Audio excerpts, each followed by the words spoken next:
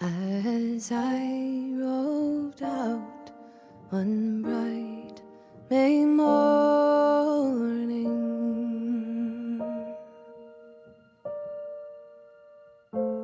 to view the meadows and flowers gay, whom should I spy but my own true lover, as she sat under yon willow tree. I took off my hat and I did salute her. I did salute her most courageously.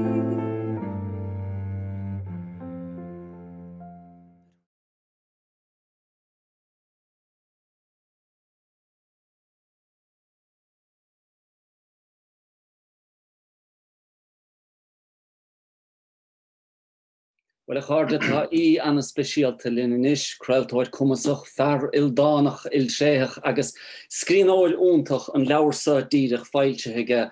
Our guest needs no introduction, a familiar face on television, a familiar voice on radio. We're joined by John Creedon to discuss his new book, a wonderful publication, That Place We Call Home. John, Constanto.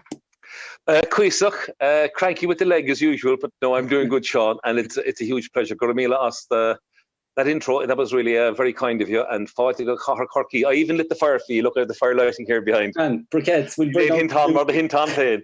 It's a beautiful, beautiful book. It's a delightful ramble, wander through the Irish landscape, dipping into aspects of mythology and history and lore and language. And then it's sprinkled with your own personal experience of place, and your own love of place really comes across. And I suppose your connection with people. Was it a book that you always wanted to write, or where did it sprout from?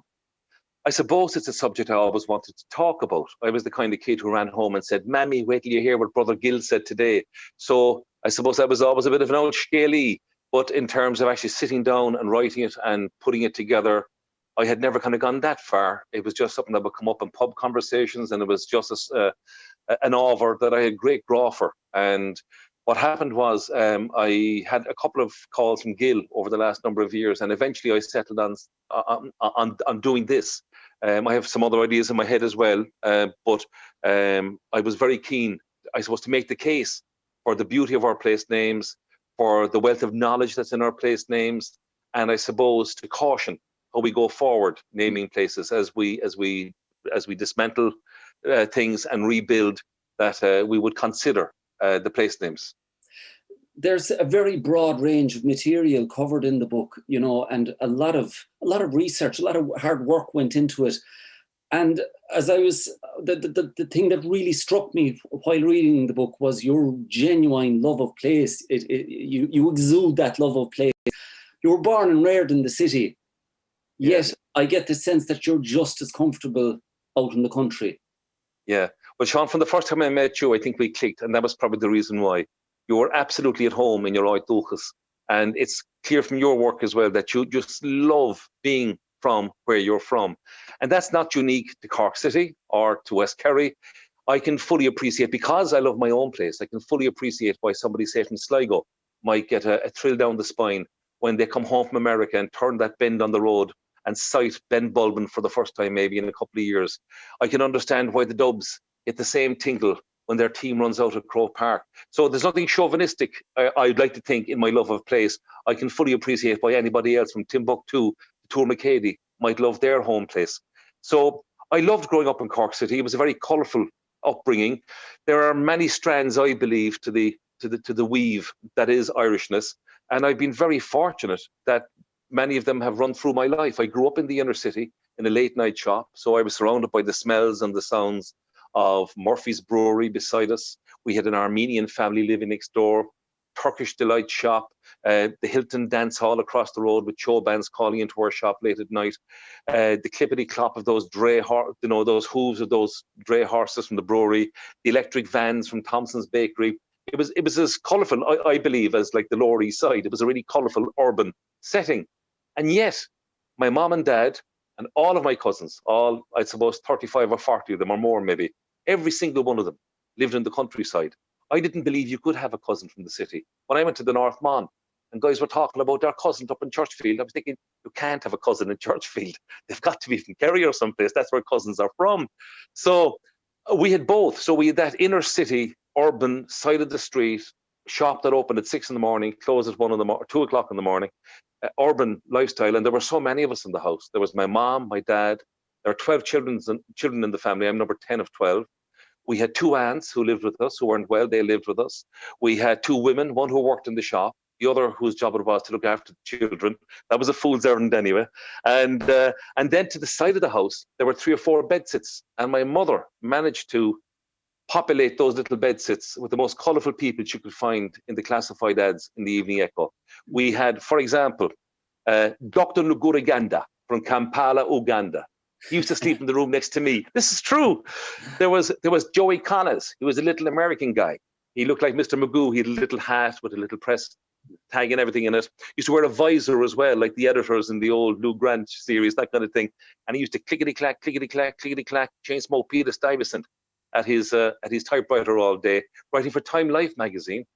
And he actually died up in Shannon. He went up to report on Richard Nixon's visit to Ireland and died up there. I don't think the two things were related, but anyway, so like it was a really mad, colourful household. My mother rarely left the house because she was so busy with looking after us and the shop and everything else. I remember her going off to an ordination. A cousin of mine got ordained in Dublin, and she came back, I jest you not, with a troop of Red Indians that she met on the train. I swear, she met them on the train on their way to join Fawcett Circus in Cork, and she managed to persuade them to come down to the house for 5 minutes, just for 5 minutes.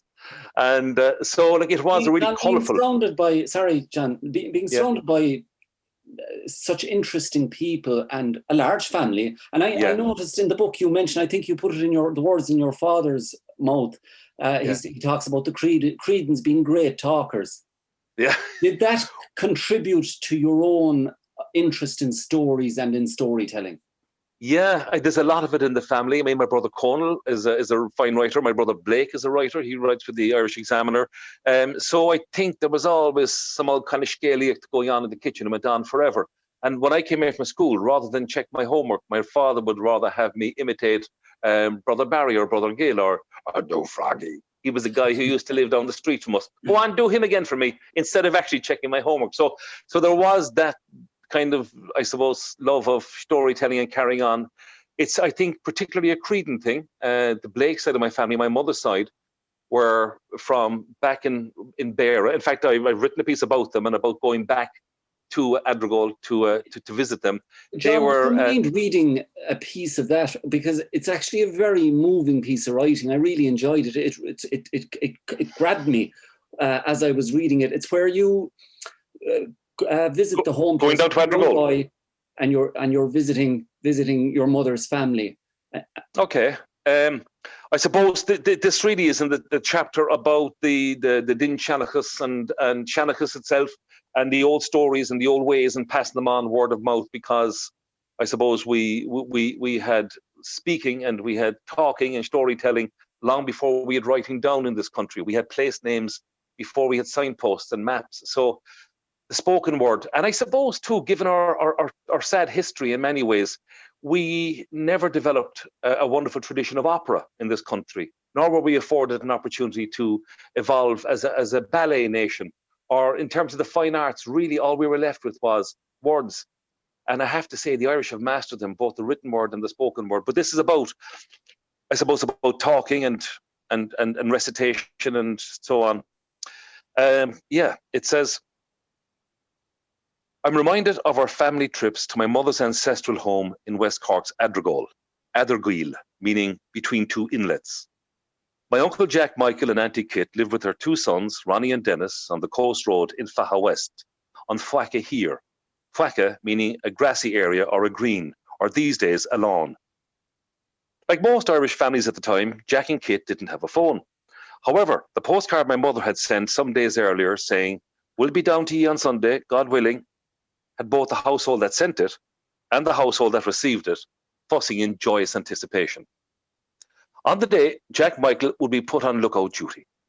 Resting his backside against the stone wall, he'd wait. Every now and then, Jack would light his sweet Afton cigarette. Yes, one cigarette a day, that was the ration when times were tough.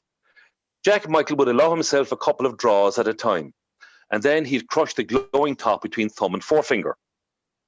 This could happen 5 or 6 times a day, until he had the sweet Afton sucked all the way down to the fingernail. At the first sighting of my father's Ford Zephyr coming over the horizon, Jack would be up off the wall, his cigarette topped in a shower of sparks, and with his collie Prince twirling in circles, he'd roar, "They're here!" I can still feel that flurry of excitement as we poured out of the car. The smiling faces of our beloved cousins, Ronnie and Dennis, lit up as this exotic circus arrived from the city. Although we were all from the same county of Cork, they marvelled at our accents, and we at theirs. Kit, foostering in the kitchen, dusting around the fireplace with a goose wing, would greet us with, "Ah, dear Lynn, will look at how you've grown. Come in, come in, come in, come in. You're as welcome as the flowers in May." Whenever Jack Michael stooped down to shake my little hand, I was always amazed by the size of his. It was strong, but gentle. He was like John Wayne. God, we loved them, our cousins. More than anything, I recall the smells from those times. As the car doors were thrown open, the perfume of wild woodbine in the ditch and the sweet scent of the hay from the shed flooded the warm summer air around us. We followed our noses through the evaporating paraffin in the back kitchen, through that beautiful sour smell of burning turf in the fire, to the freshly baked brown cake on the table and salty rashers sizzling on the pan. We were wild on the freedom, climbing the hay reek, running back and forth to the hen house to find eggs that weren't there the last time we checked. "Look, Kit, I got one, before heading down to the hollow to stuff little fistfuls of hay under the soft muzzle of Uncle Jack's huge white mare, Pet. Any man who names his horse and working companion Pet needs no further character reference from me. They were kind to each other. Before it got dark, we'd gallop off down through the meadow like cowboys and Indians. In a field to the east of the house, we'd kick the new ball we brought from the city. I still remember that field was named Unconnachon, meaning the hillock. Needless to say, you were playing either uphill or downhill for each half of that game.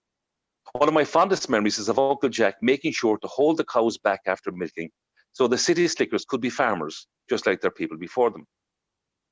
This was not your modern herd of Frisians, no. This was a multicolored collection of exotica, each cow with its own name and backstory. "Can we stampede them, Jack?" We'd plead. "Era, wouldn't be right," he'd say. "Sure, they've been waiting half the day for you to get here from Cork. Let them take the raise." And so this little mixed herd of about a dozen cows of all breeds and none would sashay at their own pace down through Famrahan and past the Gari, a vegetable garden where potatoes and cabbages were once grown. Occasionally the parade would be led by Strawberry, the prettiest dame in this bevy of beauties, and she'd pause to nibble the sweet grass on the way down towards the sea by Swahilna. My cousin Dennis and I have promised to drill down into the spellings and original meanings of the field names at Faha. These minor names, as they're called, can often play a major part in a person's life. They certainly featured large in the lifetime of Jack Michael. Anyway, once the cattle were safely returned to the meadow beside Sahilna, we'd take in the sea air and stare out at Shirach, a sea stack just a few meters offshore. Hundreds of thousands of years of coastal erosion had whittled this headland back to just a narrow tower of land. It stood maybe 30 feet above the high tide mark and was topped by a little green patch of grass. Could we put a cow or even a calf up there on Shirach, Jack? I mean, just to get the value out of the grass like. Wouldn't feed a goose buying, but it is well known that one of the Sullivans danced a jig on top of it once when he won a medal for dancing at the Fesh back in 1911. He used to practice there on a good flat stone. You can still see where he chiseled his name. Look, D. O'Sullivan. It's there in the rock. But sure, the sea will have the last word with Shirach. Yes, like the people of Beara, Chirac has proven its resilience and still stands defiantly against wind, rain, and tide. Ultimately, the rising seas and increasingly vicious storms will have their way, and Chirac will eventually return to the seabed from which it first rose. Just like Jack, Kit, my parents, and all the old people have returned to the earth from which they came. God, I miss them. That's, I suppose, a snapshot of galloping down through the meadow in Adrigal and connecting with the cousins, you know. It's a beautiful piece of writing. You know, Jeez, I'm flattered you'd say that. Because bread in it. You know. Yeah. Is it a sin if a writer gets a lump in the throat at reading their own stuff, is it? Well, because I tell you the truth, I got a lump in my own throat reading it the last. I flattered, Seán. But you know, there were beautiful, gentle people. It's in the place names. Tiernas Bedoiga, the land of the robins. Came Corabula. Just those flowing, soft vowels, and then you translate them. And there's something so beautiful. Look at the way we named our animals. Bowen Day, the ladybird, God's little cow. They could only have been kind people. Jura Day for fuchsia, God's tears. I mean, and they were like naming their cows. Yeah. I remember we had names for our own cows here. We had the Miley and well, do you know something? I have a story in my head about a cow I once knew called tSíthigh McGonigal. That's a fact. I did, and she was as awkward. She was a big old blue cow, and she was as bold as brass. Oh yeah, she was. tSíthigh McGonigal, that was her name. John, the structure of the book, you know, it must have been an immense challenge to lay it out, because you know you're going from the Milesians right up to present day. You're talking about the Vikings, the Normans, the New English. You're talking about mythology, history, lore, language. How much of a challenge was it to kind of lay out the template? I suppose in many ways I was telling the story as I know it. I mean, this is not the work of an academic. I'm not a professor of Loganamnacha. I'm not a Gaelic scholar, but I am 60 years on the planet, and I've read a bit, and I've gone back and done a few courses, and so I'm drawing from 1,000 different sources, really, Seán. Fellas I met over, you know, a 5-bar gate, postmistresses back in Iris who told me a story about some other place. I met a woman during the week in when we were filming from Donegal, Bernie, and she said, Rosapenna, you know the story behind that? Remarkable story. Rosapenna, or Ross, as you know, is like a wooded headland, like Rossmuck or whatever it is. But the Penna bit, I couldn't crack the code. She said it was a complete mistake. The original name was Rosaquilla, and it meant the headland of the forest, or the wooded headland of the forest, which makes perfect sense. And during the drawing up of the map of Ireland and the great survey in the 1800s that John O'Donovan was part of, the English sappers up north and around Donegal who were making the notes misheard the name and thought it was a quill they were talking about. Ross Aquila, that it was the headland of the quill, as in the old quill. And that's why they called it Rosapenna in English. Did you believe that? And it's It's stuck. So I suppose I've drawn on many sources, and then I had great people like Tara King did research for me. I drilled down into a lot of things myself. Obviously, I had to fact check quite a bit as I went along. Fidemini Galachor, who you'll know well probably, has been a fine academic and someone who has studied the language and place names along the way, did a final proofreading just to make sure that the Gaeilge was correct. So for the most part, I can stand over it, and otherwise it's from the heart, and it does follow loosely. How I laid it out was chronological, really. I started with the mythology and that whole, the mythology, really. We move on through, as I did on the TV series, Creedon's Atlas, and there's another one on the way. I also looked at the name Ireland itself. It's something we take for granted. But I went right back to the earliest reportings, and Erin was what Pytheas called it in 350 BC. He logged it as Iron. I often wonder, is that where the Iron Ballroom came from in Dublin? And then Ptolemy mapped the country. The Celts referred to it as Eriu. There were three. There was Era, Banba, and Fola, as you know. There were 3 sisters, 3 female goddesses. And interestingly, when we weren't allowed to refer to the country by name, sometimes Fola was substituted in the same way as Roisin Dubh, or Banba was also a key word for Ireland, or a hidden word. But Eriu, it's from a Proto-Celtic language, but it suggests the fat one, the abundant one, the pregnant one. but I think brilliant, because when I look at Ireland, I think mama. I think that is my mama. It looks like a mom. It's maternal, and it's how I feel about my country. It's how I feel about it when I'm away from it. It could never be a he. It's my motherland. Some people might have a fatherland, but Erin for me is motherland, you know. And so I suppose I'm coming from the heart and from the head a bit.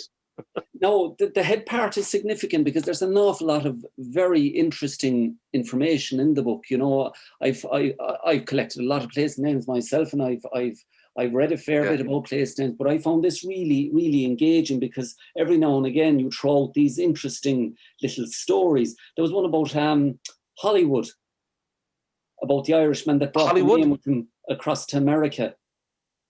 Oh, indeed.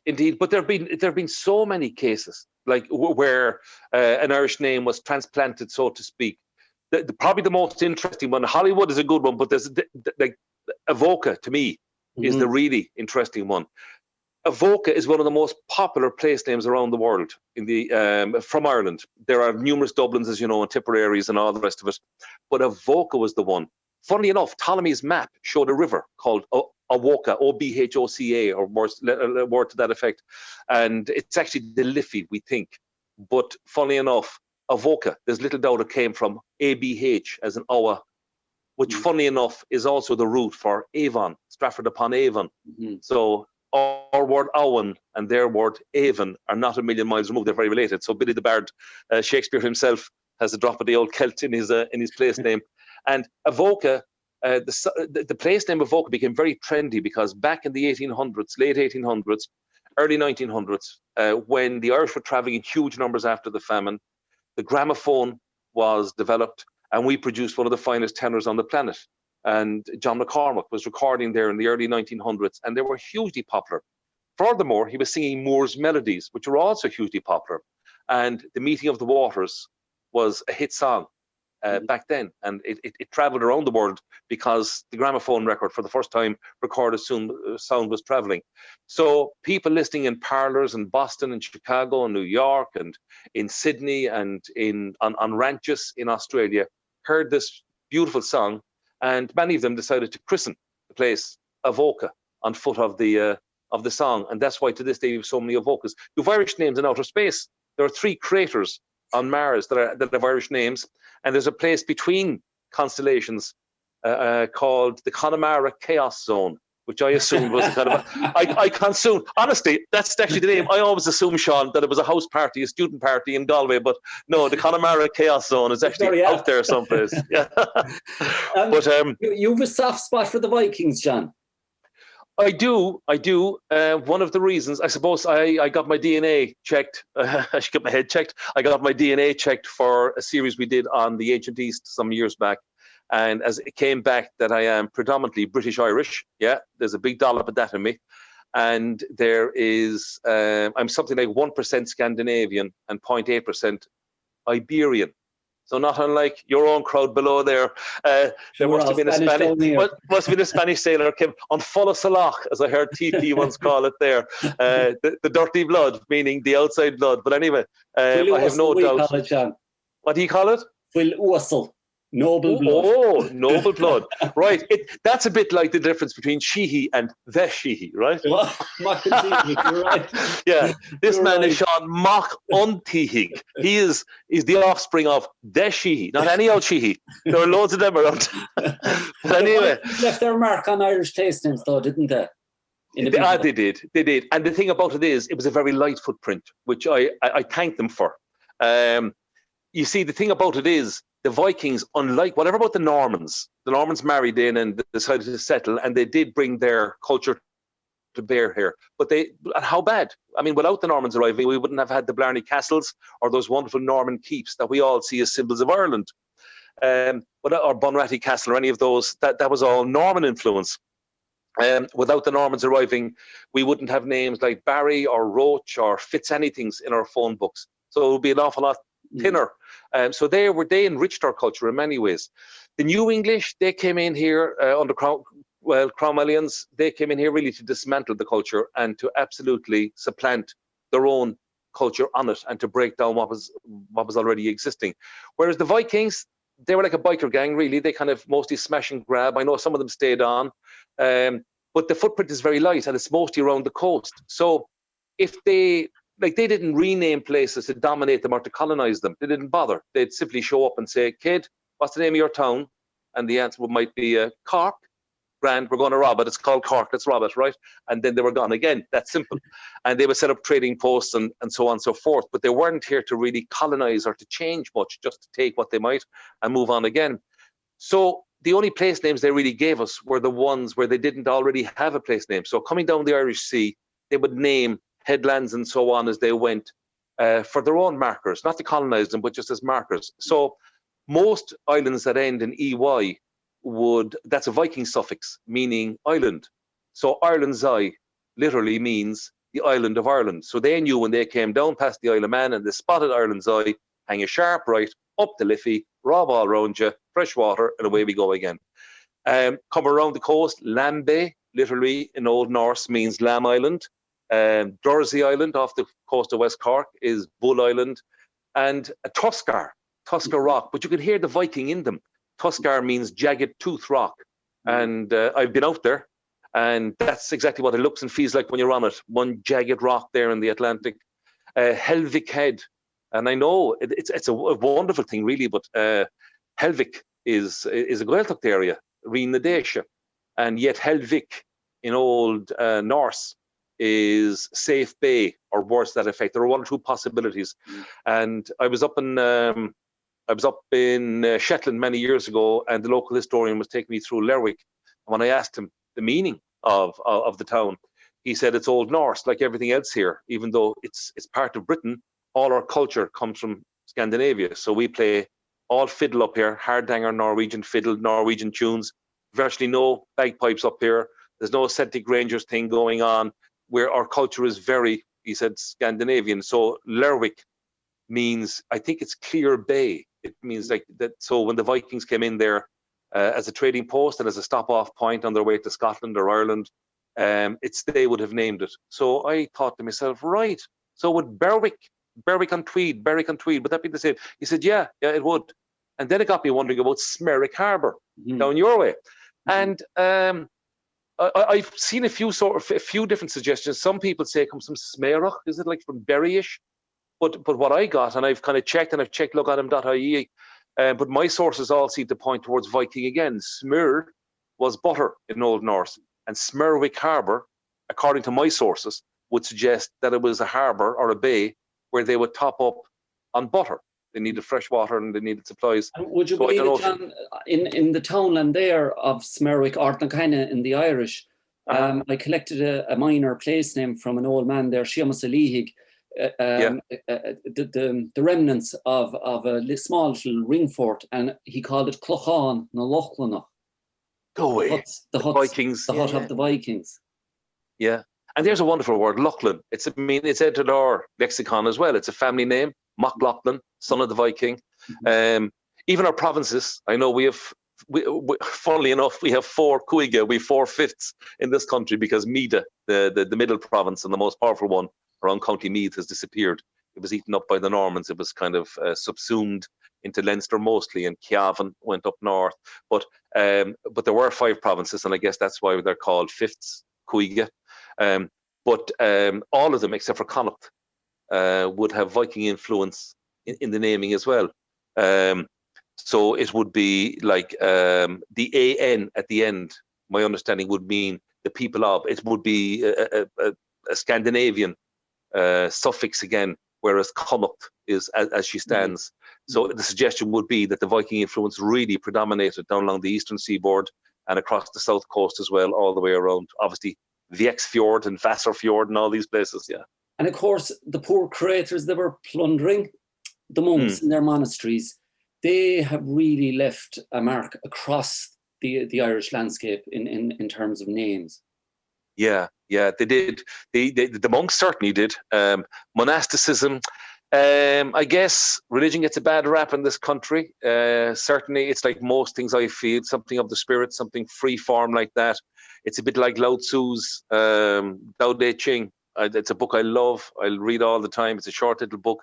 It's predates Buddhism and Christianity, and he was loath to have it written down in book form. He said, as soon as it becomes form, there'll be a publisher, someone will own it, someone will claim they have rights over it, someone else will claim. He said, whereas the Tao is invisible, a bit in the same way as Thomas Aquinas once said, not only is God the unknown, God is the unknowable. But unfortunately, sometimes I suppose, like the spirit of the Nazarene, that amazing man who walked in Nazareth 2,000 years ago, it's hard really to land a punch on Jesus, because he seems like a fairly decent skin. Yet, before you know it, these huge structures grow up around them, and it's the casing is the problem, not so much the spirit within. But the monks, the monasticism in particular, I think there was the people who lived out in Ishkelligs, you know, there was no, it was to curb the ego. It was to come closer to the creation. And for the most part, I think there were men and women, because I wrote as well about the women. Actually, I have a nice piece here just about a trip I made myself to Mount Melleray. And I always kind of had a graw for any of the nuns I knew were all grand. I know there were cross ones as well, but you know something, when you think of the circumstances for a lot of these people who took holy orders, really life was very difficult for them. But anyway, this was about a trip I made. And again, as you were saying there, they gave us so many names, like, you know, Graig na Manna from Graig na Manach, you know, the hamlet of the monks. Clún Mala, Clon MacNoise, Clún Vicnisha, you know, the meadow of the children of Nisha. Like, that was a city in its own right. That was at a crossroads. There was a main road traveling right across from west to east in Ireland, and there was the River Shannon coming the other way. And where they met, Clon MacNoise sprung up with a population of several thousand. And wherever the monks settled like that, just like Cork City itself, St. Finbar got permission to settle and decided to spread this good news that had come in from the Nazarene and about we can all be loved, even those of us who've sinned. It was a very popular message, and people flocked to it. And I can see why, you know, wealthy farmers back then, you know, in the 300s and the 400s, would have sent their sons to learn, you know, with St. Finbar or with any of the saints as they became in these monasteries, because they were centers of education. But as soon as they arrived, they had to build cloisters for the monks. They had to build schoolrooms. They had to build dormitories. Before you knew it, they had a bakery and a brewery. And then outside the walls, you had some fella put a lean-to up and was running a blacksmith shop. So our cities and towns grew out of these, and our place names, like, as I said, Graig na Manna, loads of the kills. Monastery na Corn. Yeah, Monastery na Corn. In fact, Monastery na Corn comes up for notable mention in that account of my trip to Mount Melleray. Will I give it to you? Do. Right. In the summer of 2016, I spent a few days on retreat in the Cistercian monastery of Mount Melleray in the Knockmeal Down Mountains, Canuck Vale Downig, meaning Old Downies or Maloney's Mountains, in County Waterford. I'd heard that a little monasticism can be good for you, but in keeping with the monastic principle of all things in moderation, I decided to take the penance light option and booked in for just 2 days. This enclosed order of Trappists lives according to the rule of Benedict and keeps a vow of silence. Housemaster Father Dennis Luke is charged with tending to the guests, and so is permitted to speak. He welcomed me warmly and even offered to carry my rucksack, which I declined, as he ushered me through the faded splendour of a once bustling monastery. Father Dennis Luke is a man in his 70s, balding, with glasses, and I'd say he was tall once. He led me up the bare stairs, issuing blessings and welcomes with virtually every step, assuring me that he was delighted to meet me. Father Dennis Luke explained that Mount Melleray Abbey was the first monastery to open in 1832 following Catholic emancipation. Almost 300 years had elapsed since the monastic light had been quenched by Cromwell and the dissolution of the monasteries. People were delighted to have the monasteries back, he told me. But sure, little did the poor creators know that the famine was only a few years around the corner. He showed me to my room with its locker, coat hanger, alarm clock, and a single bed. They don't do double rooms to Mount Melleray. I don't expect you'll have much energy for reading after your long trip, but look, you're welcome to this copy of the Rule of St. Benedict. He handed me a small red book of about 60 pages, and once he was sure I needed nothing to eat, he was gone out of the door with a, God bless, sleep well. I set my alarm clock for 3:30 a.m. Then I set my phone alarm for 3:50 a.m., 5:45 a.m., and 7 a.m. The 7 monks and 3 house guests rose several times during the night to pray. Vigils are at 4:20 a.m. when the Brotherhood immerses itself in the chanting of psalms, as if they were keeping vigil with Christ in the Garden of Gethsemane. Then, 2 hours later, they gather again for lauds, from the Latin word for praise, which is also the point where the community greets the rising sun as a symbol of the resurrection. Mass is at 7:30 a.m. Each time, the monks entered and exited the church through their own door. Not a word was exchanged between us. That didn't stop the house guests from chatting. After a simple breakfast of porridge, sliced pan, a banana, and tea, we washed our dishes by hands. A fellow guest who told me he'd been coming here for years volunteered his story. Oh, the gambling and the drink. I'd come up here to dry out twice a year, and I was never once asked why. That went on for years. When I was ready, I asked for an ear and an old shoulder to cry on. Jesus, once I started, I didn't stop bawling for a day and a half. I still come up twice a year, but I pay me way now, he said, smiling with the lightness of a man set free as he scraped porridge off a huge serving spoon. I was in the chapel thinking about the comfort of an ell's shoulder when Father Dennis Luke arrived and showed me a cavernous, vaulted room behind the altar. This room was as big as many churches I've seen. There were a few workbenches, some tools at one end, and around 2 of the walls were a series of sinks in various states of disrepair, some of them literally hanging on by a few rusty bolts. We found 2 broken chairs and sat to talk. When I asked about the 4 boxes of books in the middle of the floor, he explained that each of the boxes housed the contents of a room. They'd be the 4 last men to die here now, he said. Asher, I knew them all well. I'd have to give away their few things to a charity when we get a chance, sure they're only gathering dust. That man there, he nodded towards a cardboard box with 5 bananas printed on the side. He was a brilliant man. He could read sacred text in several languages. Sure, that's mostly what's in the old boxes, but it's hard to let go of them, especially when his name is on them. But I will now, once I get organised. And all the sinks, I inquired, what are they for? Well, you see, John, this was once our sacristy. I can remember mornings when over 100 priests in their vestments would be here, washing their faces and hands in those sinks there before joining the queue for an available altar to say Mass. It was going home time, so I collected my bag and popped down to the kitchen to say goodbye. When I thanked him for his kindness, Father Dennis Luke explained, hospitality has always been regarded as a golden rule here, John. No one is to be turned away, no questions are to be asked, and no payment sought. Saint Benedict instructs us all that the stranger at the door should be welcomed as though it were Christ himself.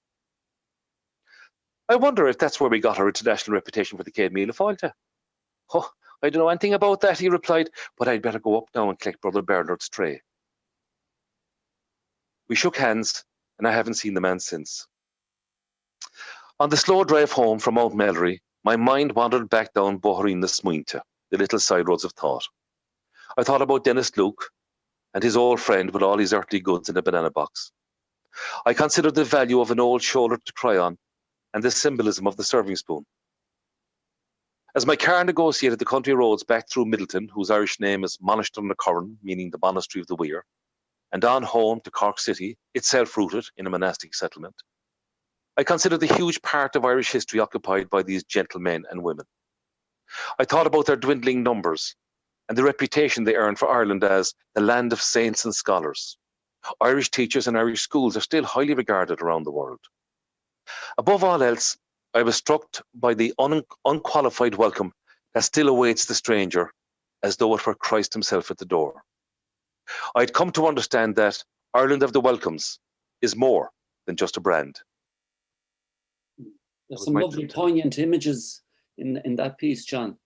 Yeah, he was a lovely man, and he's still alive, I'm sure, and still tending to his older brothers up there, you know. You touched on, I suppose, the dwindling nature of that tradition. In terms of place names and lore and the Bialidis and that intimate connection that the older people you remember had with the land and with their environment and with their animals, do you fear that we might be losing some of that? I suppose change is inevitable, Sean. If it's culture, if it's our culture, then to live, it has to It has to change. Culture, I suppose, is a living thing. There's no doubt that I pine for a lot of the people and the ways and the words of my own childhood. I pine for that smell of, turf smoke and the way animals would come in the back door, and I just love that ease and the amount of time and spaciousness as a little boy going from the city down to the country. I can still remember, and sometimes I feel it. I long for that kind of boredom portal, as I would call it. And as a city kid, you'd arrive in the country and there's nothing to do here. It's boring, and eventually you get 3p or 6p to go down to the shop, and and you go down with the dog, and by the time you take the shortcut through the third field, you've surrendered. You've gone through that boredom portal and you've settled. It was mindfulness in its own way, and you began to notice the insects in the hedgerow and the smell of flowers and the way the dog did that, and so you came down. So definitely the spaciousness of Longo seems to be evaporating at a frightening rate. I'm part of the problem myself. Can't get off that bloody phone. But I suppose there's another part of me that says, especially when I work, say, in Connemara and places, and I see, and also, of course, in Iarrachiri, where you've had Radio na Gaeltachta for years, and I find that people who were normally shy, and if you were doing a Vox Pops long ago in Connemara or in West Kerry, sure, people be, oh God, no, to be all this kind of thing. Now, people, because they're media savvy, and particularly in the Gaeltacht, because of Radio na Gaeltachta, because of T.G. Cahir, it was written off and Michael D first proposed it. It's now the most vibrant medium. It's the most vibrant channel for me. It's full of young, sassy people. A small area like your own, Seán has produced yourself, Siúnich Garrett, Dahi O'Shea, all the presenters, all the talkers. So the culture is very strong in that department. You're hitting way above your weight. And so that's a good thing. And I even got a lovely text last night. And it was from a friend of mine on Inishir. And she sent me a text, Oscailga, in a shorthand that I'd never seen before. It was the letter V and the number 2. It was V2, Eros. And I was thinking, whoa, this is groovy, baby. So in a certain way, I feel that our Gaelic culture was never more vibrant in ways. It's spoken by people who aren't shy about it. And I find that strong. Like everywhere else in the world, anywhere, and I travel quite a bit, in Asia and in Central America, I see the old Mayan customs disappearing, and I see even the Christian customs disappearing. And it's all about the brand and the telephone and everything else. So I suppose both are happening at the same time. I think it was Eckhart Tolle said that things are improving and disimproving in equal measure at the same time. It's what makes the world keep turning. Just as war is breaking out someplace, peace is breaking out someplace else. But I do miss the old ways, and as I say in the book, and I mean it's mostly about place names. Like the examples I gave were probably a bit narrative, but I do kind of say like that that I turned my back on my own Gaelic culture. My father was a beautiful Irish speaker, never pushed it on me or anything. He was from Inchiquila, a brack Gaeltacht, as he would say, a speckled Gaeltacht, and he was buried with the Fáinneán, and but I turned my back as a teenager, as most of us do, on our family and often on our culture. So this notion of dying for Ireland, which was ever present in my mind as a little boy, that disappeared and was replaced instead by the possibility of being a soccer player in England and speaking English and having a tan and girlfriends and being in the sun, so all of a sudden, I turned my back on De Valera, the GAA, and all things Irish. Couldn't stand them. And then as I got older, and as I renewed my friendship with my father in his old age, and went back around my own Áit I saw the beauty and the gentleness of the place from which I'd come. And God, I couldn't get enough of it. I still can't get enough of it. I get emotional even thinking about it. And John, that really shines through in the book. It's a wonderful publication. I'm sorry we can't spend more time talking about it. The great talker has run out of time, unfortunately. But congratulations, Laura, all of it. And what I really like about it is the space you have given at the end of the book to allow people to document their own place names and their own little stories associated with place. Would you know why that is, Seán? This is probably written by a fella for people like myself. As I said, I'm not really an academic or a great scholar, but I've learned a bit over the years. And I always had an old folklore in the dashboard, in the glove box. And if I had this book in the glove box, I'd have been right, because there's a glossary of place names in there, just the keywords, not a huge amount of them. And you don't need a huge amount. Ballia, Canuck, Slieve, and you're off, Drogheda, Bridge. And so they're just keywords that might be handy. And I think the Irish are rediscovering Ireland in a big way because of lockdown. The 5K thing has had people looking at plaques and street signs like they've never looked at them before. So I'd like to think that this might, or copies of this might travel around in glove boxes next summer. And the glossary is there. And also, as you say, the journal is at the back. So it's a great, I think, I was being romantic about it. I thought, wouldn't it be nice for people? And I've sent one to my granddaughter in Australia and two to my granddaughters in Scotland. And hopefully they will put down Alexander Terrace, called after Prince Alexander. I don't care what they put into it, but somebody in 100 years or 200 years' time, hopefully, that's the beauty of a book, isn't it? Might pick it up and say, oh, look, great grandma's writing. Dangini Coosh. Where was that now? Oh, don't mention the war. Come here to me, John. Listen, Gurmila Mahagota Savelum, when it's on a house of us and go Rawson, Agus Femara Dedem Cohort, because the book can be purchased at all good bookstores. It's available online from kenny.ie. And the next event will be at 8 o'clock. It's Professor Luke O'Neill in conversation with Deanne O'Connor. John Creedon, Cohort Casarishlat, Agus Gurmila Mahagotas and Guy. Gurmila, and I'm going to have to hang on for Professor Luke because he's one gas man as well as being a great brain. Gurmila Hian, really appreciate your homework. Thanks.